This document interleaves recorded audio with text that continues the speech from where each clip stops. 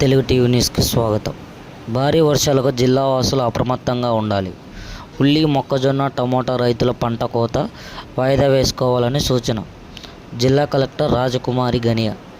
Nandyal October 27న Montha తుఫాన్ ప్రభావంతో వచ్చే 3 రోజుల పాటు జిల్లాలో భారీ వర్షాలు కురిసే అవకాశం ఉందని ప్రజలందరినీ అప్రమత్తం చేయడంతో పాటు అవసరమైన భద్రతా చర్యలు చేపట్టేందుకు సంబంధిత అధికారులు చర్యలు తీసుకోవాలని జిల్లా కలెక్టర్ జి. రాజకుమారి అన్నారు.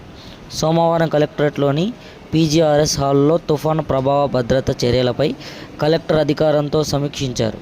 ఈ సమావేశంలో joint collector K. Karthik, DRO Ram Naik, special deputy కలెక్టర్లు, జిల్లా అధికారులు తదితరులు పాల్గొన్నారు.